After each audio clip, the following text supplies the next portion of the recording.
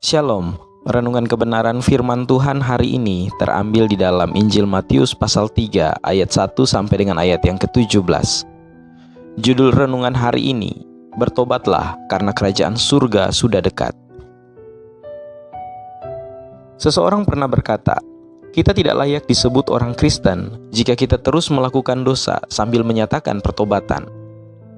Pertobatan lebih dari sekedar kata-kata. Pertobatan harus memengaruhi pikiran dan tindakan kita, buah dari kehidupan kita. Pertobatan menyebabkan perubahan, karena pertobatan adalah perubahan.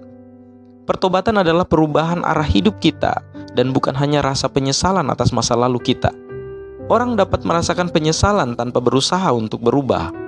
Kita bahkan dapat mengklaim telah berubah, namun masih melekat pada dosa-dosa yang sudah kita kenal, yang kita rahasiakan dalam hati maupun pikiran kita. Pertobatan sejati membawa kita lebih dekat kepada Tuhan dan jauh dari dunia ini. Pertobatan yang jujur akan membuat hidup kita sangat berbeda dari yang sebelumnya. Yeremia 15 ayat 19 mengatakan, "Jika kamu bertobat, aku akan memulihkan kamu agar kamu dapat melayani aku." Dosa memisahkan kita dari Tuhan dan mendistorsi bayangan Tuhan yang dilihat dunia melalui hidup kita. Dosa secara harfiah berlawanan arah dengan kehendak Tuhan. Bertobat berarti berbalik, mengubah arah, dan kembali kepada Tuhan. Itulah sebabnya Tuhan memulihkan kita.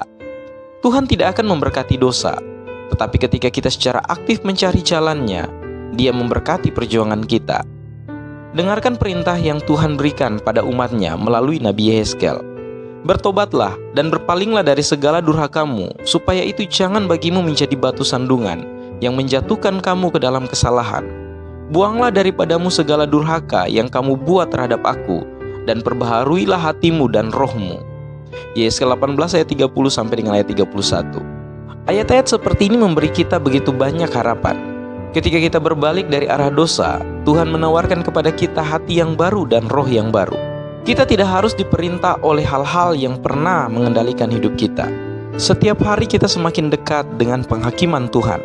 Masyarakat kita secara aktif berusaha mengeluarkan Tuhan dari budaya kita, tetapi kita harus melawan tren gelap ini. Tuhan adalah satu-satunya jawaban untuk masalah dunia ini. Apa yang dunia perlu kita dengar hari ini adalah seruan Yohanes untuk pertobatan. Bertobat mungkin bukan pesan yang ingin didengar orang, tetapi itu adalah pesan yang perlu kita dengar. Seorang teman yang baik tidak akan menutup mata terhadap dosa temannya. Karena kita mengasihi orang-orang di dunia ini, kita memiliki kewajiban untuk memperingatkan mereka tentang jalan yang mereka tempuh.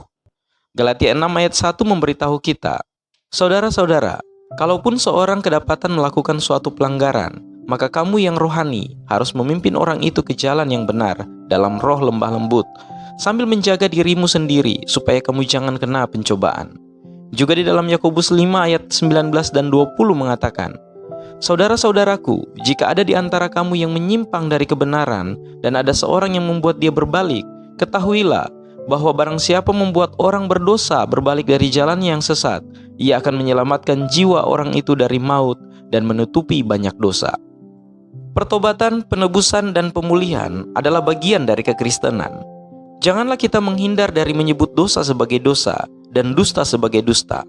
Marilah kita bersikap lemah lembut saat memanggil saudara-saudara kita kembali kepada Kristus. Dan biarlah pertobatan kita sendiri tulus dan lebih dalam dari sekedar kata-kata saja. Kiranya Tuhan Yesus memberkati kita semua.